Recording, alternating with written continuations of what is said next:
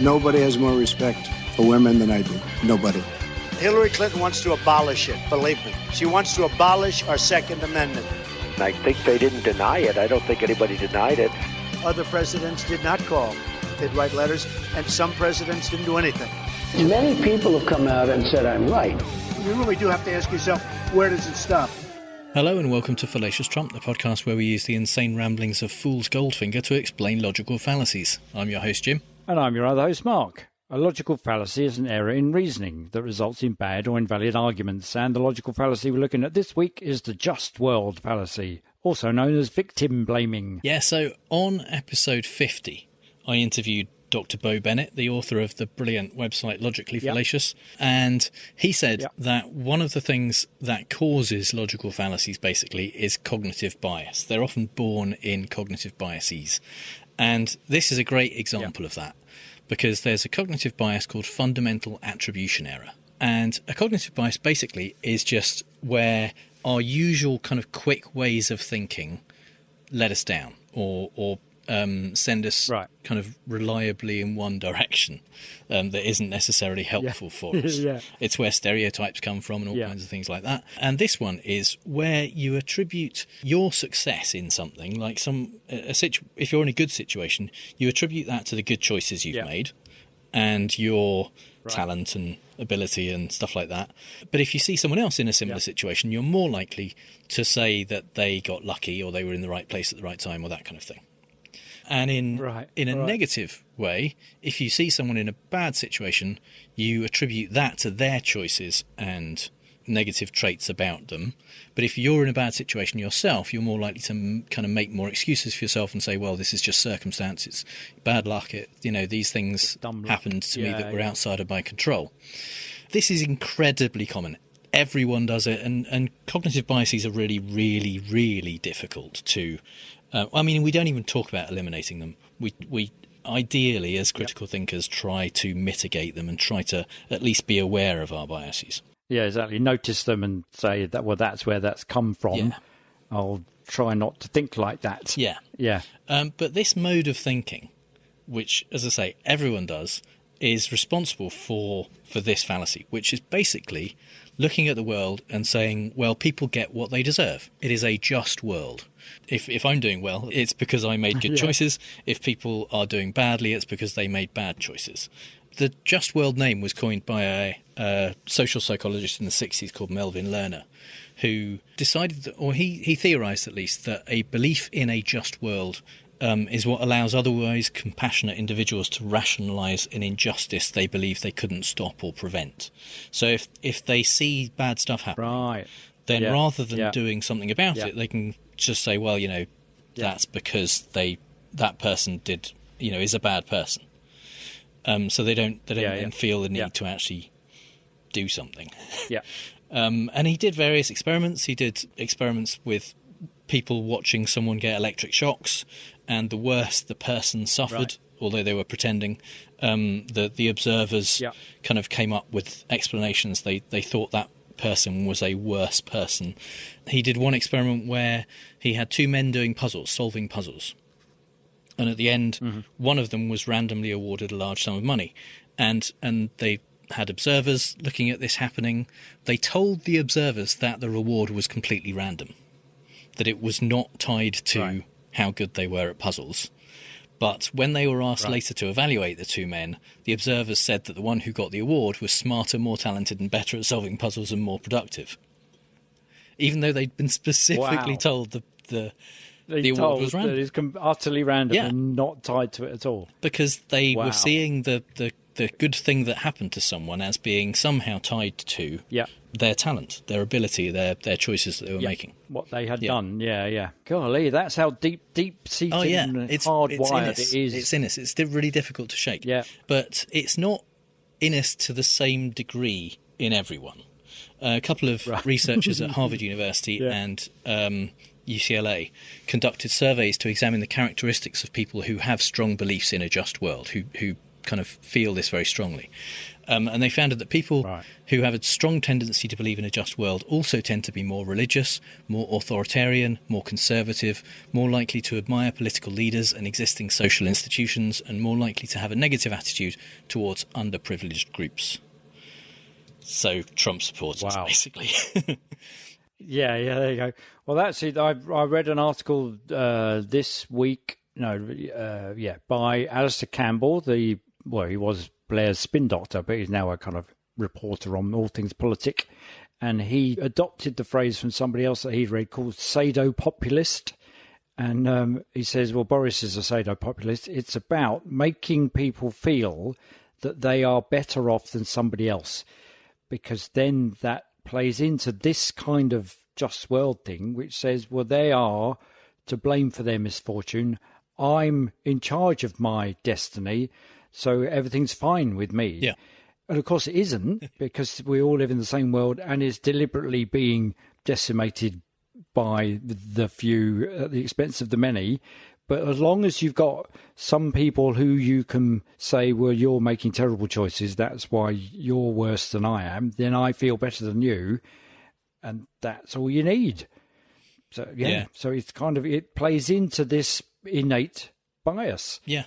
Yeah, and there was a poll done in 2017 by the Washington Post and the Kaiser Family Foundation, asking basically about poor people, asking about why are some people poor, essentially. Yeah, and 46% of Christians basically said it was because they're lazy, right? Compared with 29% of non-Christians. Nice Christian attitude. So even though poverty and giving up your worldly goods is supposedly a Christian thing to do, they see it as if you're poor, it's your own fault. Basically, you should work a bit harder. Your problem. And in that same poll, when they split it up between Democrats and Republicans, 26% of Democrats blamed a lack of effort for poverty, while 63% of Republicans did. So that's what we're working with, essentially. Yeah. And there you go. Yeah. And so that's what leads to the kinds of examples that we have here today. First one from Trump comes after the shooting of Rayshard Brooks, who was the black man who had a bit too much to drink and fell asleep in the drive-through lane in a Wendy's. He was kind of woken up by the police, and they tried to arrest him. He resisted, grabbed one of the police officers' tasers and ran away. And while he was running away, the policeman shot him in the back and killed him. Shot him in the back. So his crime was ultimately drunk driving and then resisting arrest. And neither of which is the penalty is death. No. And this is what Trump had to say about it. The event that took place yesterday I thought it was a terrible situation, but you can't resist a police officer. And, if you have a disagreement, you have to take it up after the fact. It was a very sad, very, very sad thing. And look, you take a look, it was out of control. The whole situation was out of control. I heard today and just got a report that the police officer's lawyer said that he heard a sound like a gunshot, and he saw a flash in front of him. So that's an interesting, I don't know that I would have necessarily believed that, but I will tell you that's a very interesting thing, and maybe that's so. They're going to have to find out. It's up to justice right now. It's going to be up to justice. I hope he gets a fair shake, because police have not been treated fairly in our country. They have not been treated fairly. Yeah, police haven't been treated fairly. So when Trump says, I hope he gets a fair shake, he is talking about the policeman who shot the black man, not, because the guy's dead. Not so. He doesn't. He doesn't get. That's kind of a bit disingenuous to say. Well, if you've got a dispute, you need to take it up afterwards. Yeah. Well, there's never any afterwards. But Trump is essentially saying, it's a bad thing that the police shot someone, but it's his own fault. He shouldn't have resisted. He shouldn't have run away. Because you shouldn't. When it comes to being black, in front of a policeman, just don't resist. Because if you do, bad things happen. And it's a very common thing that comes out when Jacob Blake in Wisconsin when he was shot in the back, people said, "Oh, he was possibly maybe reaching for a knife." George Floyd, obviously, people were saying, "Well, he was a career criminal and a drug addict, and he held a woman at gunpoint years before," none of which factored into the fact that he was being arrested for possibly passing a counterfeit $20 bill. And that isn't a death sentence case. There's no. But they bring up these things and say, well, these are bad people. The bad thing happens to them because they're bad people. They've made bad choices. And it kind of explains it away for them. It means that they then don't feel like there is the need to do something about it. Yes, exactly. They haven't got to be outraged and do something about it and engage with the Black Lives Matter movement in a positive way. For instance, they can just go, "Oh yeah, well, shit happens to shit people, so it's beyond my control. I can't actually do anything about that." Which is another way of saying I'm all right, because I'm successful in my choices. Another example of Trump using it as an excuse not to do anything is after the shooting at the Tree of Life synagogue, where after which he was asked about whether it was maybe finally time to do something, any fucking thing about gun control. And he said this. This has little to do with it. If you take a look, if they had protection inside, the results would have been far better. This is a dispute that will always exist, I suspect. But if they had some kind of a protection inside the temple, maybe it could have been a very much different situation. They didn't. So if they had had an armed guard inside the synagogue, then this wouldn't have happened to them. Yeah. It wouldn't have been... Yeah. So they were wrong to not have, massively armed people in case there was ever a massively armed person coming at them. Yeah. So this bad thing that happened to them, armed guy's fault. Yeah. It's because they made a bad choice. Down to them, essentially. They didn't have a tank in the synagogue. Yeah, it's fucking amazing. God damn it. Our third example is actually from the next generation of fallacious Trumps. This is from Eric. He's actually defending something that his father said, because this is when Roger Ailes of Fox was publicly accused, I guess, because he'd been accused for many years, but publicly accused of sexual harassment. And Donald Trump was asked by USA Today what he would want Ivanka to do about it. What if Ivanka was working there and had this experience? And he said, basically, that he would hope that she would get a new career or go to a different company, which is not necessarily the best way to deal with that kind of thing. And people thought, that's not the answer. And so they asked Eric about it on, actually, ironically, Charlie Rose was asking him about sexual harassment. Right. And he said that this is what he thought Ivanka would have done. Ivanka is a strong, powerful woman. She wouldn't allow herself to be, objected, to it. And by the way, you should certainly take it up with human resources. And I think, she definitely would as a strong person. At the same time, I don't think she would allow herself to be subjected to that. So the issue is that the woman who was the result of the harassment was because she allowed herself to be subjected to it. Yeah, she allowed herself to be subjected to sexual harassment. But Ivanka, being a strong person, a strong woman, wouldn't allow herself to be subjected to it. Fuck all the way off. Yeah. And when you get there, fuck off some more. Yeah.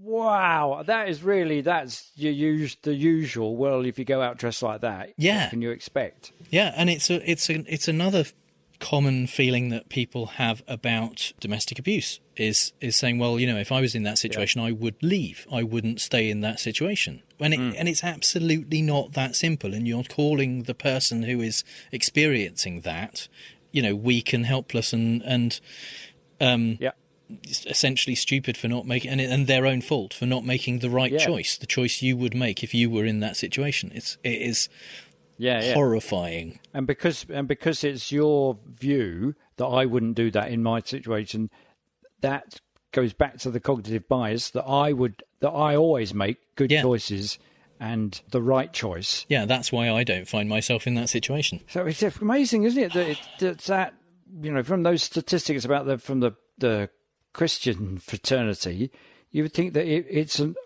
a very humane thing to put yourself in somebody else's shoes and say, yes, I would probably do exactly the same in those circumstances. I don't know that I would do anything different. Yeah, but you're weirdly assuming Christians are humane. Yeah. yeah, but well, exactly. That's my only point of reference. From the propaganda that I was taught at school, that they are, nice people and do unto others as you would have them do unto you, and turn the other cheek, and look out for your fellow man, and take in all that kind of poor stuff. strangers who need help. Yeah, all that kind of stuff. Yeah. Don't cross to the other side. Yeah, all of that. Yeah. But no, it's oddly, and where does it come from? So it's the actual story of humanity is Cain and Abel, killing the brother, and in order to get, that's what it is. It's not Jesus. He came along to kind of fix all that because we fucked it up since the Garden of Eden. And you think, well, and yet that's what we are, an Old Testament race. We're kind of people that will just be jealous of other people's success and derogatory towards people who fail. Yeah.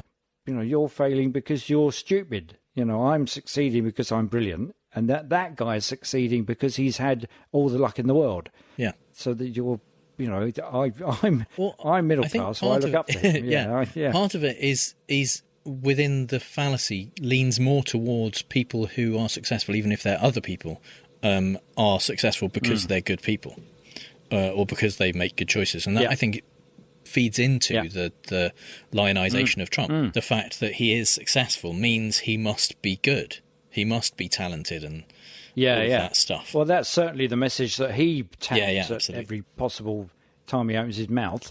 So we got one more example in this section, because when you start looking for examples of this, it's just every fucking where.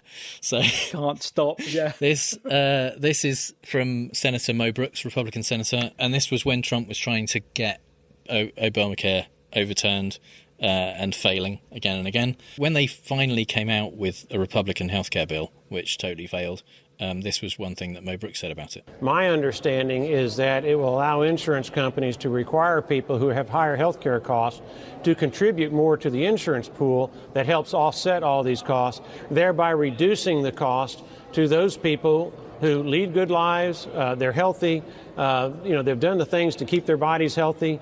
And right now, those are the people who've done things the right way that are seeing their costs skyrocketing. Again, fuck off. So there you go. Yeah. This is the people who are healthy are people who have made good choices, they've led good lives, they've done everything right. Meaning all the people who are unhealthy and have pre-existing conditions or fucking cancer or whatever are, the opposite of that. They didn't make good choices. Just made they the wrong didn't choices. Live right. Yeah. And that essentially was the underpinning of that healthcare bill. Was, no, you don't get healthcare. You're not a good person. You're not good enough. Well, that was the argument when the post-war government set up the NHS in the UK. That there was those arguments that it was, well, in fact, the whole of the Tory party's view of the welfare state, of which the NHS was part, is that, well, people will just take advantage. They're there through their own fault. They're ill because they can't afford to get health care because they've made the wrong choices. So the socialist government was all about, well, it ought to be free for everybody, not just those people. It should be free at the point of access for everyone, not just those people that could hitherto be able to afford it, but people who can't. And we as a society, as in the 20th century, in a post-war society, ought to be able to support those people who are less advantaged than us. And they had to fight it through government. And if you read some of the statements made at the time, they're very similar to Mo Brooks' stuff about what you mean. All of us and wealthy people are going to have to pay for the poor and the unfortunate and the people that have made the wrong choices. There is that correlation between only people who are stupid and lazy and poor get ill. Yeah. And it's their fault for being stupid and poor and making wrong choices and being unhealthy. It's their fault. Yeah. Yeah. No, it's just ghastly. And to be absolutely as fair as I can be to Mo Brooks, he did follow this up by saying, "Don't feel you have to." That that some people who have pre-existing conditions, it's not through any fault of their own that they're in that situation. Oh right. Oh, nice of you. Absolutely nice of him to acknowledge it, but that wasn't in any way addressed in the bill that they were trying to push. That they barely acknowledged that, no. and they were absolutely trying to, and went through several courts to try and strip the pre-existing conditions requirement of the insurance companies. Whoa. In a way, the fact they acknowledged it is worse, because you can kind of, in a weird way, accept that if they just don't get that people who have pre-existing conditions both exist and don't deserve to die, then their healthcare bill would make a lot more sense in that in that mindset. And now is the time, I think, for Mark's British politics corner. Well, speaking of the UK government and their attitude towards people and health is their own fault and it's nothing that the government could do about it. Since Sajid Javid has become the new health secretary, who is, last month, was it? And then when he's had 2 jabs, but he caught COVID. On the 24th, and he recovered. On the 24th of July, he was tweeting the good news of his recovery. It's a relative term, good news. And he was extolling the virtues of the vaccine, get out of jail free card thing that's come along to save the government. And at the bottom of the tweet, he put, "Please, if you haven't yet, get your jab as we learn to live with rather than cower from this virus." So everybody just kind of went, "No." So are you saying that the more than 100,000 people who caught it and died did so because they were too cowardly and not brave enough in the face of coronavirus, and it's not the government's fault, it's their lack of courage? Yeah. I mean, that essentially is what it's like. COVID. Yeah, is basically what he's saying. Yeah. And because you can, as we learn to live with it, not everyone got to do that. It's like when people say, people have been having babies naturally for hundreds of thousands of years. Yeah, and enormous numbers of them were dying when they tried to do that. Yes, exactly. That's not a good answer. Still are in the third world, yes. Yeah. So learning to live with it, or the global south, is only the people who survive. And not cowering in the face of it. Be brave. Go get it. And, that's there. There's an even stronger element of the Just World victim-blaming fallacy behind the government's overall change of stance on COVID since Javid's appointment, because he's a proper bullish, fuck you lot, get back to work. Not that Matt Hancock didn't live by it before, but since Javid, this is an absolute declaration of how the government is no longer going to manage the control of the outbreak. Not that they ever did before, really. And in their usual policy of shifting responsibility and blame away from themselves, they invoke this fallacy to imply if you get COVID, it's your fault for not doing the right thing. And but even the people who get the jabs get COVID. So where does that land him? It's all about, well, actually, it doesn't prevent COVID like we said it would. It just means you don't die from it. With that and a big dose. We should say it absolutely still does prevent it, just not 100%. Yeah. Oh yeah, it's like 90 to 95% prevention, as well as reducing dramatically the severity of the illness. Unfortunately, in Sajid's case, yes. And Yvette Cooper, the Labour MP, tweeted in response, 129,000 people who died didn't cower. They fought for their lives. Frontline workers didn't cower. They kept calm and carried on. Millions in lockdown didn't cower. They followed your rules and made sacrifices for others. So I'm glad you're recovered, but please never treat illness as a weakness. Yeah, and it's part of I think the bullish stance with Sajid is part of the continuing culture war that Boris employs to foment polarisation. So we've now got the jabbed versus the jabbed nots, and there's no sense. We're talking about the social collective support post-war government. There's none of that. With let's all get it to help the vulnerable. Let's protect those who can't or won't get the jab.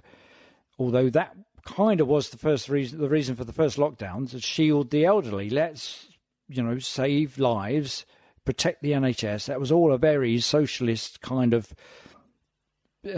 sentiment, and it's cynically awful that they were hiding behind that. And the shielding the elderly didn't go terribly well either. And they're using the if you don't get jabbed, I might get it from you, I'm looking out for me approach. So there's that war between, there's the kind of the, if you're not getting the jab, then you're making a bad choice, you're a bad person. And what that's doing is threatening me. So that's the culture war that keeps kind of getting promoted. As, they never come out and say that, but it's just behind that. And to a certain extent, it's promoted as the right thing to do. If you don't get it, you'll die, and that's your problem. There are people that do the right thing, and everyone else, does that mean we're doing the wrong thing? There was this notion in Victorian times of the deserving poor. So there was the fairest classes of poor people. There were the poor, and then there was the deserving poor who are probably trying to get out of poverty, whereas the people that don't, they're just lazy and they're undeserving of our charity. And there's no difference, really. When Thatcher extolled Victorian values, that's precisely what she was talking about, that there are people who are deserving of our charity, and there are for whom the welfare state is available, and there are people who don't deserve it, and we should withdraw that from them. Yeah. There we go. So example number 2, British citizens returning from red countries, as we've got a traffic light system in the UK. If you come back from a red country and you're a British citizen, you're allowed back in the country, but you have to quarantine for 10 days in a hotel at your own expense. So here's a clip of interviews with people in quarantine, and from Channel 5 News, and on Good Morning Britain on ITV, there was an interview with Dominic Raab, who was questioned about, well, okay, how are you enforcing this? And just listen out for his reply vis-a-vis that. But also, he sticks in people who do the right thing. They're all paying at least £1,750 to stay here. That's the minimum for one adult, not including children. For that, they expected a basic level of care and hygiene they claim wasn't met. There were concerns about hygiene outside and inside rooms. This rubbish has actually been there for at least 3 days. They're finding that actually the people in the hotels aren't wearing masks. They're being allowed to go out to smoke cigarettes, which makes a nonsense of the isolation. It's all very well to have the idea. It's actually putting into place something to see it through, isn't it? But as with enforcement across the board, not just in relation to this, but the wider social distancing and wider social measures and restrictions we've got in place, yes, it's difficult to enforce them. We do rely on people doing the right thing, but there is very clearly the penalties and the enforcement and the accountability, as we've already shown with the fines that have been levied, which have been high-level fines for those who are flouting the rules. The phrase that they used was, this is quarantine, it's not a holiday. So there are several things going on in there. So Dominic Raab evading spectacularly the question about, so that you're making people go into hotel at their own expense for that price. If you were in a hotel for 10 days and it cost you £170 a night for a hotel, you would expect some level of service. And the question, quite rightly, to him is, so who's enforcing that they're provided with a humane service, and that they're protected from not being allowed outside, or the staff not wearing masks, all that stuff? Who's enforcing that? And he just spectacularly goes off and says, well, it's very difficult to enforce social distancing. We're relying on people doing the right thing. And then it ends up with one of the customers saying, they said to us, this is quarantine, not a holiday. So this whole implication behind it is that you've come into this country from a red-listed country. It's your fault.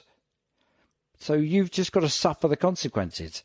You know, it's proper victim blaming, because they're saying, well, you know, of course it's unhygienic. Of course we're not going to make sure that the isolation rules are enforced, because it's not a holiday. Yeah, why would we bother to make sure it's both effective and not awful? Yeah, yeah. And actually, they're not bothering to do either, because somewhere along the line someone's making a lot of money out of it, and it's been shifted out to private hands, so the government doesn't have to do anything about it. And they would just say, I think it slipped out. It's saying, we're relying on people to do the right thing. And actually, well, what is the right thing? We're doing the quarantining, and yet nobody's stopping staff not wearing masks or people going outside. Yeah, I mean, if you're not enforcing it in some way or having a system there, it really isn't any different from self-isolating in your own home, is it? If they're just trusting the people to stay in the hotel and not mix with other people and not go out for a fag, then it's not. Yeah, it's not any different from saying, okay, you can come in the country, but go to your house now and don't go out for 10 days. You're just trusting them. Because they're British citizens, so they live here. Yeah. And in a way, you can guarantee you're not in a building full of people that have come from countries that have got virulent viruses. Yeah, in your own home. So it's, and subsequently there's a law firm that are they're suing the government basically. They're saying that mandatory hotel quarantine is a fundamental breach of human rights. It has led to the false imprisonment of people who are fully vaccinated and have tested negative, because the only difference between a red country and an amber country in terms of what you have to do on your return is, up until, and we'll talk about that later, up until recently, you had to quarantine, you had to self-isolate. And the difference between quarantine and self-isolation is a hotel bill. Yeah. Blame it on the people that have been away somewhere that we've decided is now dangerous, and you want to come back. And example number 3, because I was looking, you're right, there's so much stuff turns up when you type in government, it's your fault. And loads of stuff come up. Priti Patel is the Home Secretary. She's putting a new legislation which is going to make being a traveller or a Romani or a gypsy even more illegal. And Matthew Parris who's an ex-MP and a Times newspaper columnist, was writing a report on this. And in the comments section of it, so it's in the Times, and bear in mind, these are readers of the Times, and you kind of expect, maybe that's my cognitive bias, you kind of expect a level of decorum and politeness and etiquette and possibly even intelligence. But one of the comments was that their children are deprived of education is the fault of their lifestyle. Children moving all the time cannot have a settled education. That they die young is also their own fault too. There you have it, just blatantly done. So, and it's of course nothing to do with the government policy of continually moving on travellers, and forcing them to do it. But the readers are just, it plays into their cognitive bias. It's their fault. They die young is their fault. And rather than questioning, well, why is it that they die young, or why is it that they can't be allowed to have a settled education? It's appalling to read. You go through the comment section and somebody is commenting in the comment section on how appalling the comments are, and that the kind of house rules. Obviously, some of the comments have been deleted, because you can see where it says this comment's been deleted for breach of the house rules, and you think, and these ones don't breach the house rules, that you can just say the reason they die young is their fault.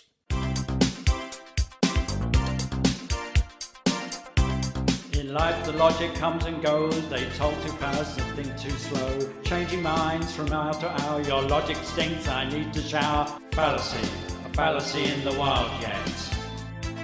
Fallacy, it's a fallacy in the Wildcat. Fallacy. Fallacy.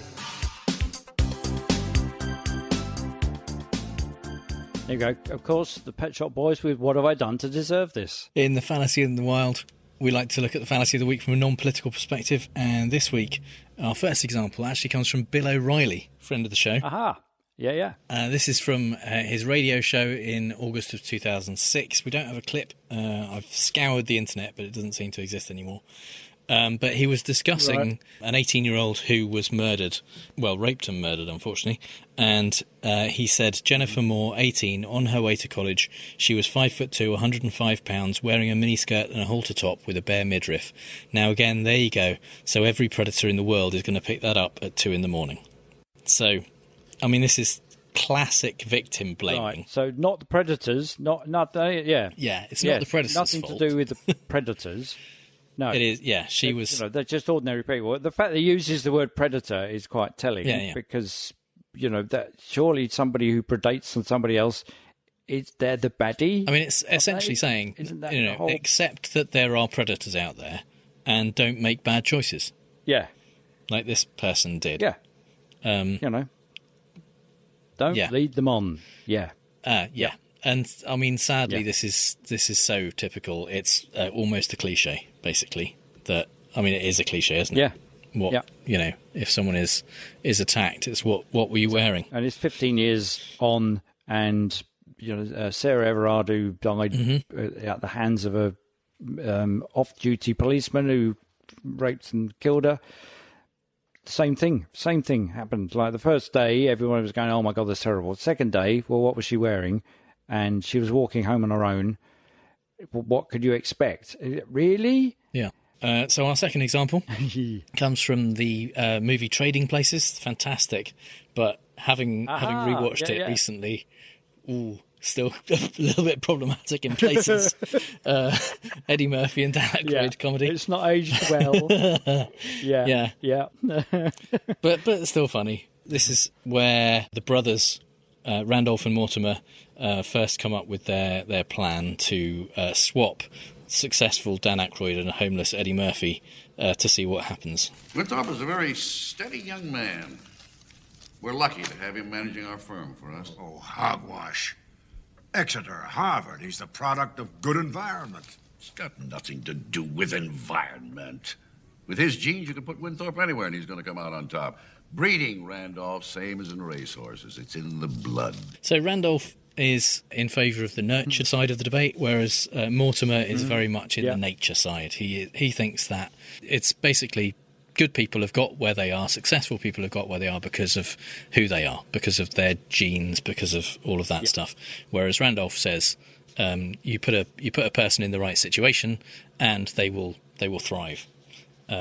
And he ultimately is proven right in that. He wins the $1 bet that they make on these people's lives. Yeah. Spoiler alert for like 40-year-old film.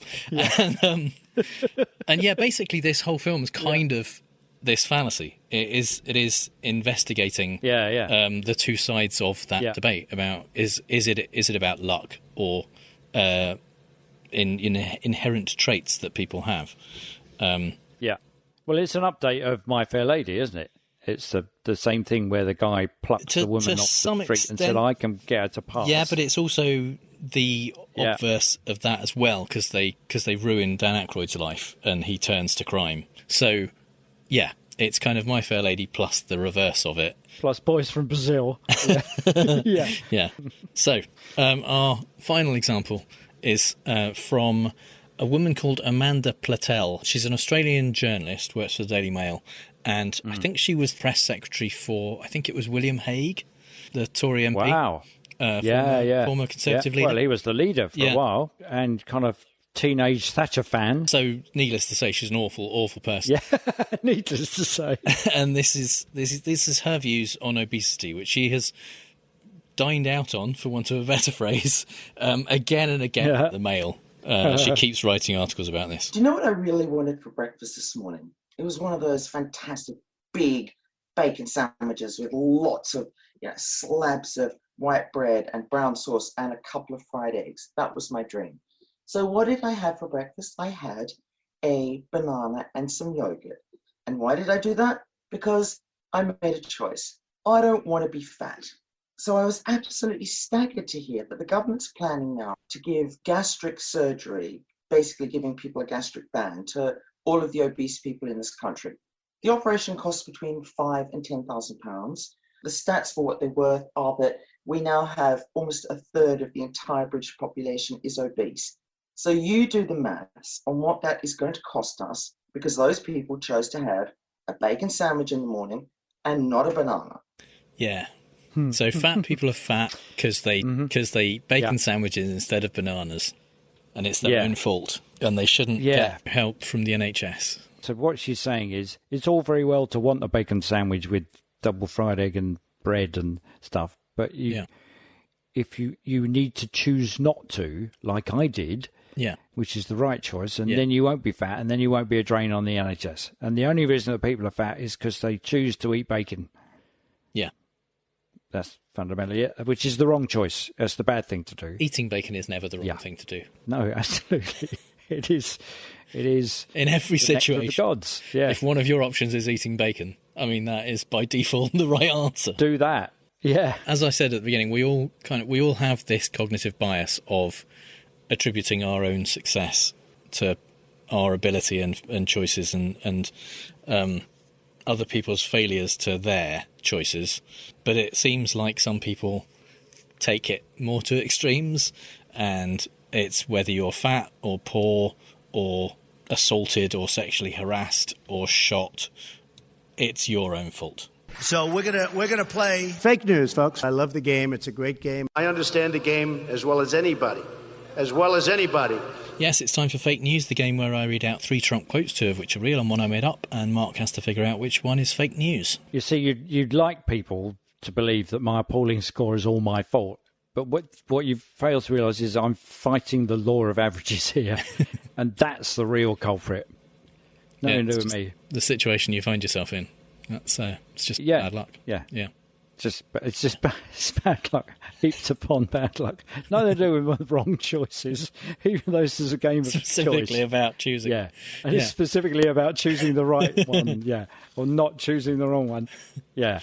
So, our theme this time is, we've done this before, actually. We did this back in episode 54, I think we did this. It is, these are statements that Trump has put out through his website, because he can't use Twitter, so he pays Liz Harrington to do almost nothing but copy and paste his statements into her Twitter account. Ranty shit. Yeah, right. And the reason that I thought we'd go back to it is because this week he released a statement which, in its entirety, said in all caps, "Bullies never fight." Right. And I've got no idea what the fuck he's talking about. Neither does anyone else. Maybe he's talking about Cuomo, but it's not entirely clear, or if he is, what that means. But anyway, he did that. It drew a bit more attention back to his statements that he puts out. So here are 3 statements that he has made recently through faux Twitter. Number 1. This was after Tom Brady visited the White House and had a bit of a joke with Joe Biden. Tom Shady needs to do his research and realise how rigged it was, the last election was. Maybe he was too busy deflating balls, weak grip, to follow what is happening all around our great country, including Maricopa County, Georgia and Pennsylvania. When I'm back at the White House, we'll see who he jokes with. The answer is me, your favourite president, if I even invite him. So much voter fraud. Whoa. Yeah, it's a bouncing ball of madness, that one. Yeah. Statement number 2. I turned down 2 book deals from the most unlikely of publishers, in that I do not want to do such a deal right now. I'm writing like crazy anyway, however, and when the time comes, you'll see the book of all books. Actually, I've been working on a much more important project right now. So, he's writing like crazy. No, he does write like crazy anyway. Yeah, I'm writing like crazy anyway. Yeah, we know. That is a great description of how he writes. Yeah. Yeah, exactly. I'm writing like crazy. Doing the book of all books, and actually I'll be working something more important. So despite the fact he's turned down 2 book deals, the most unlikely publishers. Who's that then? Dr. Zeus? I don't know. Who would that be? The people that put the straight to the bargain bin people. But I don't want to do that because I'm writing like that and I'm doing this really important thing. And actually, I've just thought of something else that I'm doing, which means I can't write, so don't ask me. And he didn't even say that like live. He just put it out. No, this is written. He wrote that down and got somebody to post it. Yeah. Man. Statement number 3. Nobody had ever heard of some of these people that worked for me in DC. All of a sudden, the fake news starts calling them. Some of them, by no means all, feel emboldened, brave, and for the first time in their lives they feel like something special, not the losers that they are. And they talk, talk, talk. Many say I am the greatest star maker of all time, but some of the stars I produced are actually made of garbage. Many say I'm the greatest star. No, but nobody said that. Many, Who are his many stars? say Name that. me 3 stars you've made. Many. Yeah, there's one more than a few. Yeah, and some of the stars I produce are actually made of garbage. Okay, then they're not stars? I don't know. Yeah. It's like the plot of Wall-E, isn't it? Nobody ever said something, all of a sudden the fake news starts going, okay, all right, turn down 2 book deals. See, the thing is, we don't get the joyful thing of hearing him say him. That's the... No. But some of them you'll just have to sound take my word for it. Yeah. Yeah. And yes, I want written evidence. Yeah. Tom Shady. Okay, the whole stuff about okay. I really want the book deal one to happen. And I really like the first one. But then that I could be just being lured into a false it's a lure. I mean, in a false sense of Trumpness. Okay, I'm going to go for it. I'm going to make the wrong and bad choice. I'm going to say that, despite all that, fake news. Now, am I convinced about that one? Stars are made of garbage. Something about that first sentence that sounds a bit Jim. So I'm going to have number 3 is the one you made up. Okay, so of the other 2, which are you more convinced by? The 2 book deals. Okay, so statement number 2. Convinced is a strong word. Yeah. Is. Yeah. Real.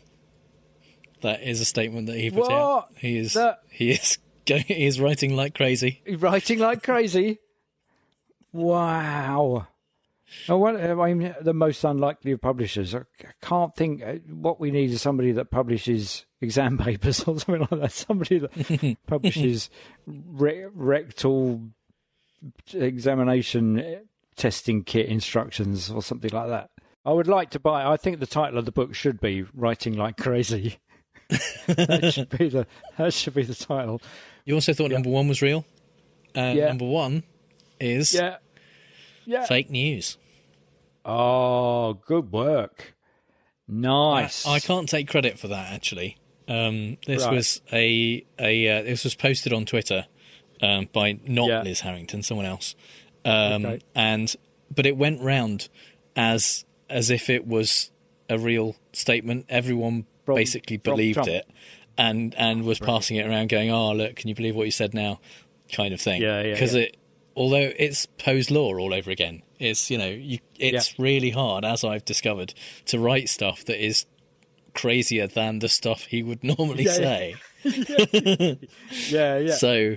you can write bullshit and it's like, yep, I can totally believe that Trump would have said that. It's like when we had that day the bot where that did it. Someone said he'd put his trousers on back to front and stood at a podium and everyone was like, I can totally believe that. Yep.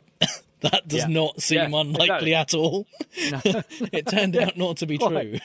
But the fact that everyone was just went, that sounds like him. Yeah. That's it. Yeah, exactly. Yeah. All those ones that the bot wrote. Remember we had the Trump bot that did stuff. And then you just think, oh, yeah, perfectly convincing. Because it's just that. Well, this one, the reason I was convinced by that was that it does that kind of the slowly bouncing ball that's losing energy through, noise and heat and all that stuff. And it just goes from, okay, this ever trailing off thought. And and he gets in it's about me, who let's see who he jokes with. Well, the answer's me. If I even invite him, it's just, and then to top it all off with I like the so fact much that, voter fraud. Again, in a convincing way, he put the answer is me, your favourite president, and president is in quotes. Yeah. Trump does very frequently is using that. That kind of accidental, quote thing. Yeah. So, which means that number 3 was real. He did say that some of the stars he produced are made of garbage. No way! Oh my god! Because this was when he there were basically new books coming out. I don't know why, but they all came out in a bit of a flurry. Just a couple of months ago. From people who had worked at the White House, and this was basically him saying, "Well, they're desperate to all of these people who are saying bad things about me. They're losers because they're losers. Really yes, exactly. Even though I made some of them out of garbage, it's just such a shit thing to say, isn't it? It's just, it's not presidential, is it? It's not even ex-presidential. It's just the continuing blarney from an aggrieved failure. There you go, and that's my verdict. Yeah, excellent. I've got. Oh no! So I've dropped episode. Exactly. Yeah. So that means I'm. Oh, okay. So we're up to 70 games, and I'm down 33 out of 70. I'm still on 33, which is 47%. You're there. You're almost at the 50. Just a few more games. I fought the law of averages, and the law won.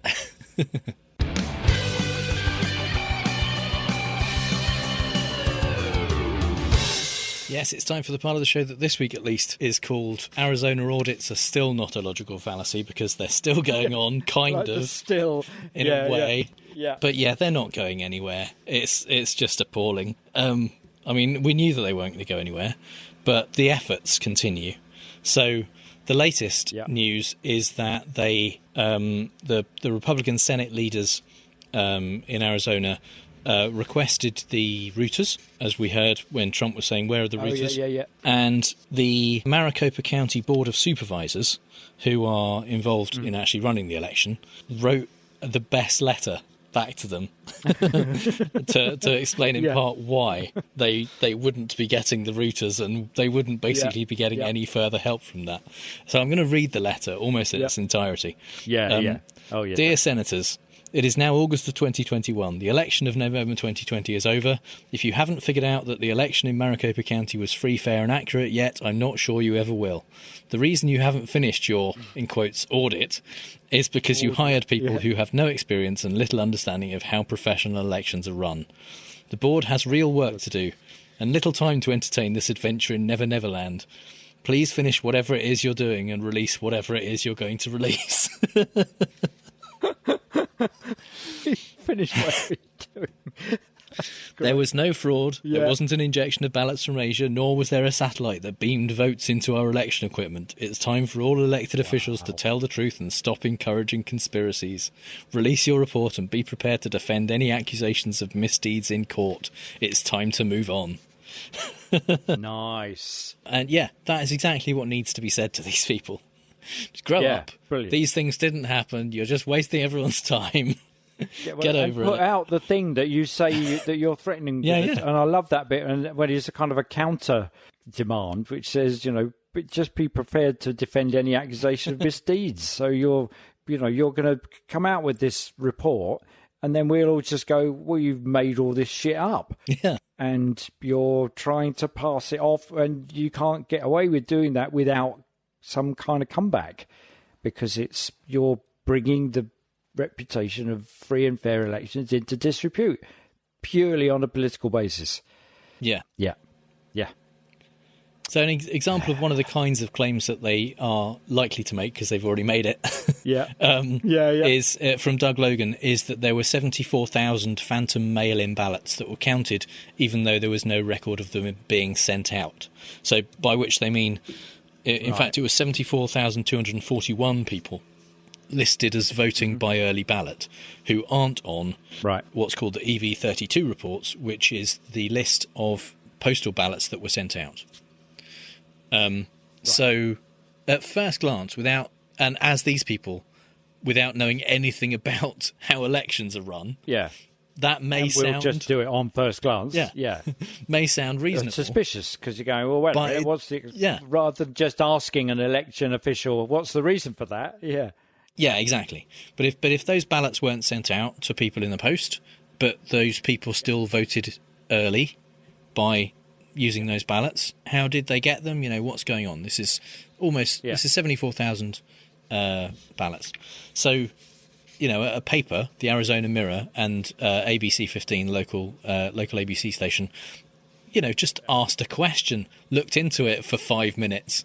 And it turns out that... Didn't do the on first glance thing. Yeah. Yeah. It turns out that 99.4% of those people, 73,819, voted in person at early voting centres. So their votes were early ballots, but they didn't need a ballot to be posted out to them. Because that's how the election works in Arizona. Exactly. You can go there, vote before election day, it still counts. It's counted. So not all postal votes are early, and not all early votes are postal. Yeah, absolutely. That's it. You can go to the voting place pre-election day and vote in person. You don't need to have applied for an early ballot. You really only need to do that if you are posting your ballot, because you need to have something in your house, basically, that you can write your vote on. And that is a trivially easy thing to find out if you have any concept of how the election is run. But as Jack Sellers says... Or if you don't, you would find someone to ask. Yeah. You would think so, yeah. But as he says, they hired people who have no experience and little understanding of how professional elections are run. I mean, the entire thing basically has been a shit show from beginning to end. From trying to kind of maintain the building, they've ruined all of the voting machines. They can't be used anymore because they've essentially gone in and they've messed them up in a way that means, now, ironically, they can't be sure that they are secure for the next election, essentially. Yeah. Because they've been messed with by people who don't know what they're doing. And I mean, we will obviously we await to see what their outcome is. But where that ends up in the courts, whether it ends up in the courts. I mean, it seems them answering misdeeds. It seems inevitable at this stage, as it has for a while now, that it's going to be very similar to the Kraken lawsuit thing, where they are going to make their various claims, just as Mike Lindell has been doing. He in his cyber symposium over the last few days, they make a claim, and then someone who knows what they're talking about says, "Well, that's bullshit, and here's why," and that claim goes away immediately. This is what happened. Yeah, and the thing about the Kraken stuff was even more. Because it's become a kind of meta thing, because it's no longer about, it's the whole election thing was fine, the accusations that you're making are untrue.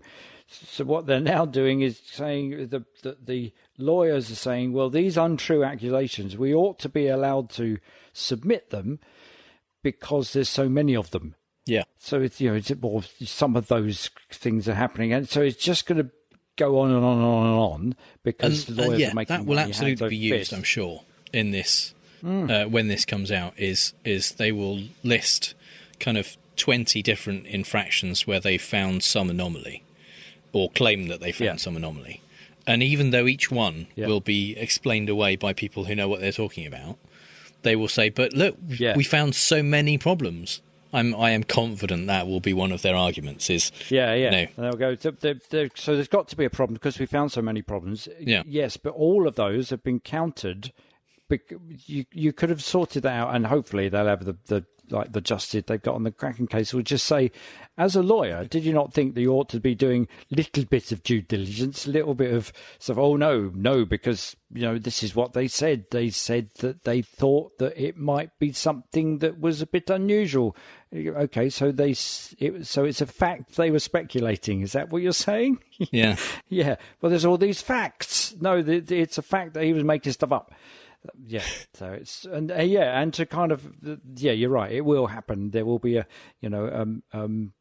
a next level down where they will say, well, surely it is true by sheer weight of numbers.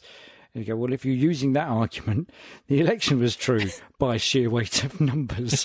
Was it not? Isn't that not the definition of the bloody election?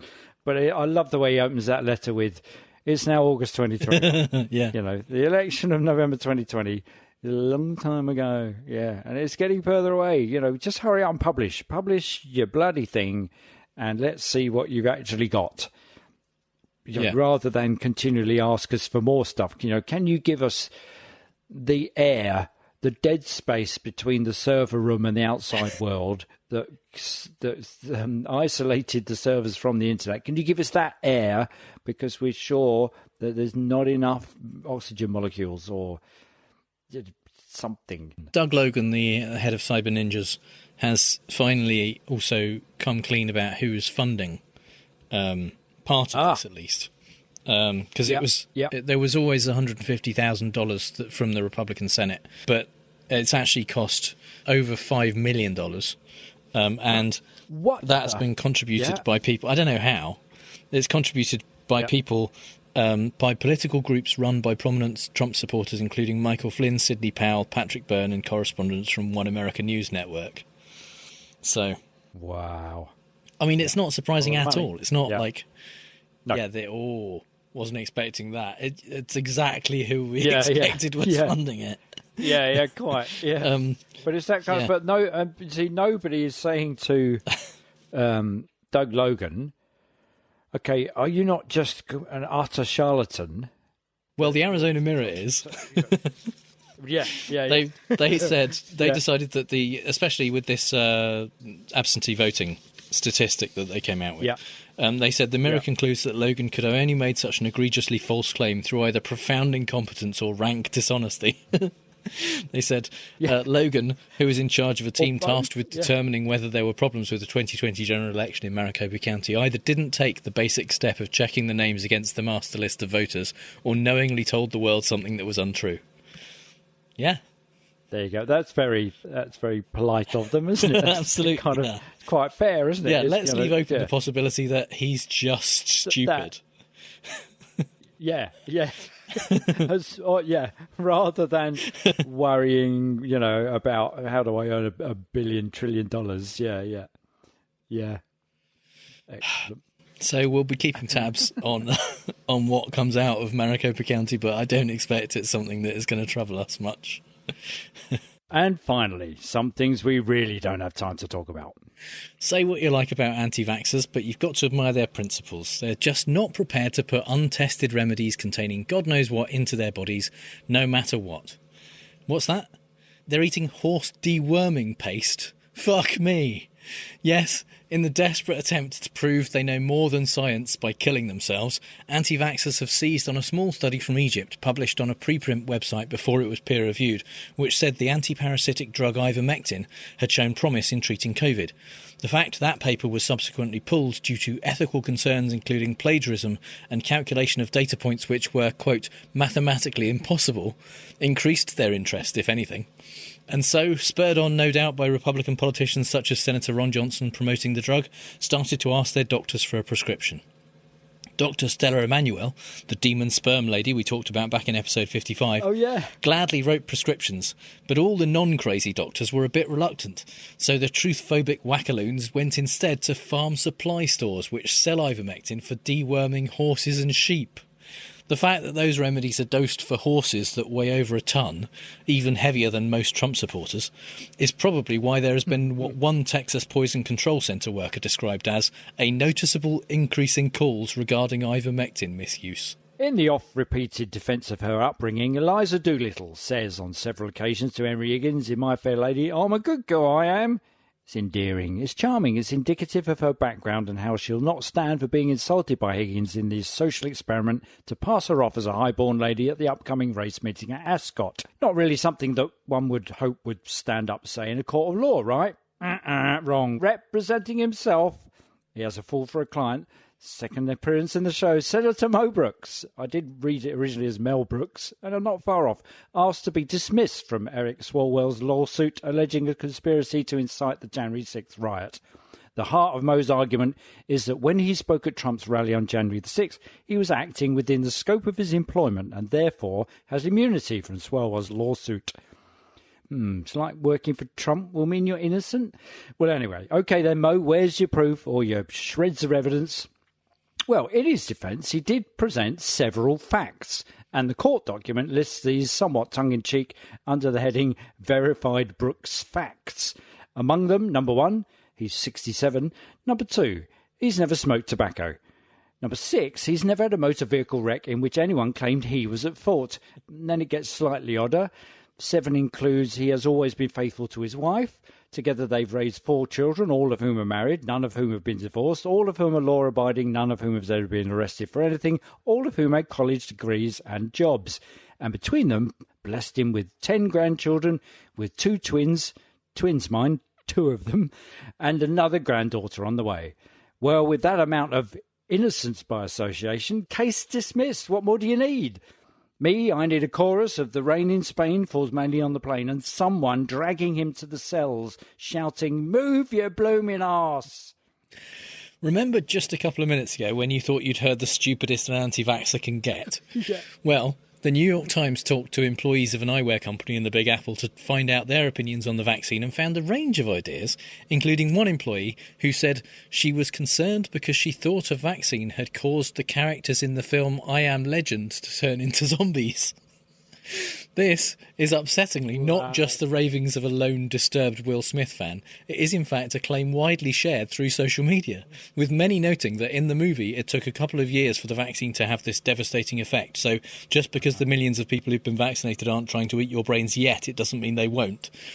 Aside from the simple fact it was not actually a vaccine but a genetically modified virus that led to the zombie vampires in the film, there's one other important thing to remember about this. I think the screenwriter of I Am Legend, Akiva Goldsman, put it best when he tweeted, "Oh my God, it's a movie. I made that up. It's not real." And it seems like only moments ago we were extolling the virtues of the Getter online platform. Nah, we were taking the piss big time. Well, the boundaries of the freedom of speech they say they uphold there are being pushed to its limits, as online jihadists have been flooding the boards with pro-ISIS propaganda. This, of course, despite Trump having defeated ISIS. Remember that? He told us often enough it must be true. Helpfully in response, Jason Miller, Trump acolyte and Getter platform founder, assured us that the only ISIS members still alive are keyboard warriors hiding in caves and eating dirt cookies. OK, so Trump didn't fail then. Phew! Oh, and that's some Wi-Fi they've got in them caves, because they're posting After Effects altered videos of Trump in an orange jumpsuit being executed by militants. How long before the constant conflict of it's free speech, but hey, wait, that's anti-Trump and that's just a tad anti-US, and his attempts at double-speaking it away and making Trump good in the process finally make Miller's head explode. I've seen the film Scanners, and actually that's morbidly fascinating. Just saying. I mean, if you look at Jason Miller, his head is always just on the verge of exploding. Anyway. And I hope he has that kind of the name tag still on his shirt so you can see what his head looked like before. Yeah. In the wealthy Dallas suburb of Highland Park, residents received a letter in their mailboxes last month from a group called Dallas Justice Now. The letter began, "We are writing to you because we understand you are white," and went on to demand that the wealthy white folk pledge not to send their kids to Ivy League schools in order to make space for students of colour. A note on the Associated website says, "Please note Dallas Justice Now will be publicly announcing the names of those who have and have not signed the pledge." Naturally, it raised some ire and garnered some press, including a feature on Tucker Carlson Tonight, which legally means it's bullshit. This is such an obvious right-wing hoax, it's shocking that the letter isn't signed by Jacob Wall and Jack Berkman, but so far at least they're not involved. However, Dallas Justice Now has been traced back to right-wing PR firm Arena, because the right are as bad at covering their tracks as they are at humour and politics. I'm a bit sad that it isn't Jacob Wall and Jack Berkman. I really thought when I saw the story it was going to be. It's so gotta be, yeah. It's just like third paragraph in, there they are! No, yeah. Woke means you lose. Everything that is woke goes bad. Trump said that, so of course that's true, except he lost, but he's not woke. He's bad, but he's not woke. Yeah, never mind. Without remembering that he's an ex-president and a future inmate, Trump weighed in a Piers Morgan kind of way, I guess, and pontificated about the progress of the US women's soccer team in the Japan Olympics. Big sports pundit he's not, but Trigger Meister troll he is. If our soccer team, headed by a radical group of leftist maniacs, wasn't woke, they would have won the gold medal instead of the bronze. Late to the knee-taking Marxist memes from the European soccer tournament, Trump also ignored the fact that Canada, whose team has spent much of the last week showing support for their non-binary and trans midfielder Quinn, won the gold medal. Still, anything to do down his fellow Americans, in the name of his fellow Americans, and Trump will be there, talking shite, whilst on the only gold thing he's ever won, paid for, a fucking gold toilet. I used to think that Florida Governor Ron DeSantis was stupid, but I'm not so sure anymore. See, Ron wants to be president, and he saw how popular Trump was among Republicans after his handling of the pandemic cost hundreds of thousands of American lives. So Ron seems to have decided his best shot at the Republican nomination is to kill as many Floridians as he can. The fucking scary thing is I'm not even sure he's wrong. In the state that is responsible for almost 18% of all the new coronavirus cases in the US, where deaths are up over 50% from last week, during a surge in the Delta variant, which is far more likely than other strains to infect children, DeSantis is fighting hard to stop schools mandating masks for their students, even threatening to withhold the salary of school board officials who try to, value the lives of children. Vacuous traitor Lauren Boebert tweeted this week, Democrats want to turn the country into Portland, Republicans want to turn the country into Florida. Nuff said. And she thought that was a point for her side.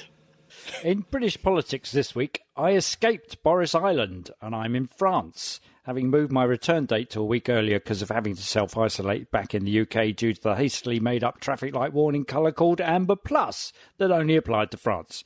Returning from the rest of the entirety of Europe with 2 vaccines as a certificate would mean you're fine and could go straight back to normal life and to work and not need to use any more leave, etc., etc. But not France. Oh, no.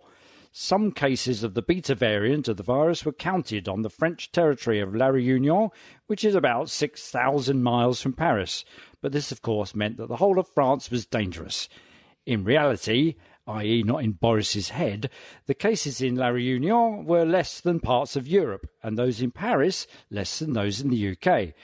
But anyway, it was nothing to do with Macron's objections to the UK government trying to tear up the oven-ready Brexit withdrawal agreement that's turned out to be half-baked and causes major problems with tearing up the Northern Ireland peace agreement. No, of course. Bien sûr, nothing, rien.